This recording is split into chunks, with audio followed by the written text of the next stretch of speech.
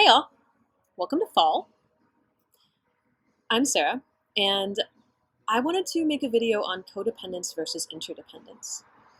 And the reason I wanted to make a video on this is I notice a lot of people in general seeming to struggle with the Western ideal of self-sufficiency and individualism, as well as this almost desperate longing for contact. And I think we have different amounts of need for that dependent on attachment style and upbringing and personal preference. But it seems like in almost everyone I meet, there's some sort of somewhat empty space that's calling to be filled. And I know that there are societies in which there's a lot more connection than what we have. Indigenous societies, for instance, or a lot of the more Eastern world that has collectivist instead of individualist cultures. And there's a downside to that, right? Like whenever there's not space to express ourselves, there's a lot of individuality that gets lost. And there's a lot of, ills that can be paved over by collectivism. Like it's easier to have abuse, and it's easier to not have rights for certain populations when individuals can't advocate for themselves as much. And then at the same time, in collectivism, there's a sense of place. And people don't seem to experience as much of that desperate longing for contact. And that space instead gets filled with different things. And I'm beginning to think that a lot of the pain that people feel is caused by a lack of connection. And beyond that, a frame that we shouldn't crave connection. I had an experience this weekend where I was sitting in ceremony with ayahuasca, and it was my first time doing it. And I got to a place where I couldn't take care of myself, and I couldn't even ask to be taken care of.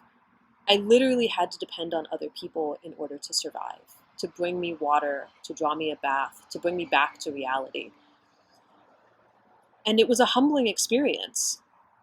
And I'd never gone that deep into a lack of control, and found that in that space I actually could depend on other people, even when I was utterly helpless to give anything back.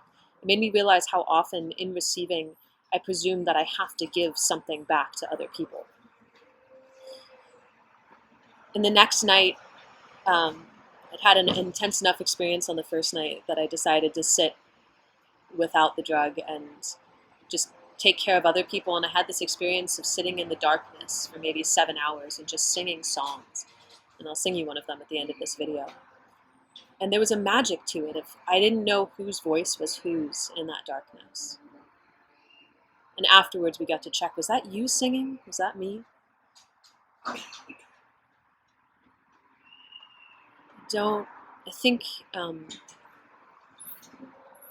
don't totally know even what I'm trying to say in this video, or what I'm trying to leave you with, aside from some sort of normalization of the hunger for connection, no matter how strongly you feel it. And then the difference between meeting someone and keeping a little bit of distance in your response to them. The difference between hearing and listening. When somebody comes and talks about a problem they're having and says, hey, I'm struggling, the response being, okay, I know what you can do about that. Or the response being, oh, I've felt that before too, or oh, I feel that, or oh, I can find that experience in myself.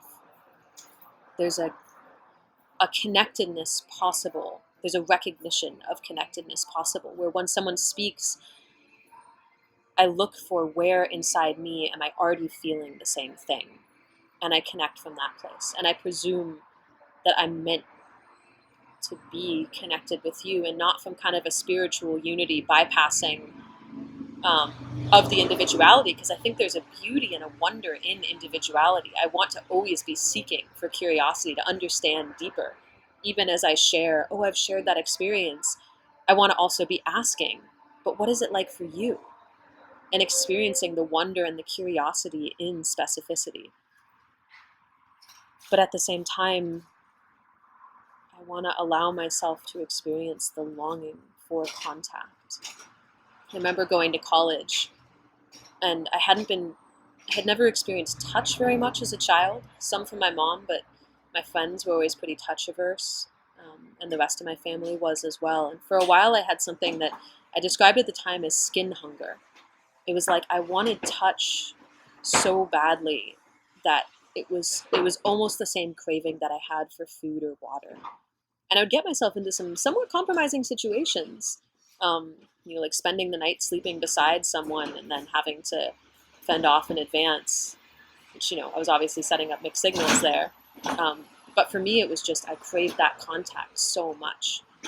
And then I thought I was wrong for craving it. Oh, I'm leading somebody on. When really, like, there's a way that I was being led on by society to not expect contact, to believe that connection was not something natural that I could look for, that I could reach out for, that I could ask, that I could experience pain when I don't receive it. And so I spend most of my life now creating spaces for connection for others. And I guess I want to encourage you to do the same, or to feel normal about whatever desires you have in that realm. I'll leave you with one of the songs that we sung this weekend. I believe this comes from someone at Esalen. In desperation, we found freedom. In freedom, we found love. In love, we found devotion.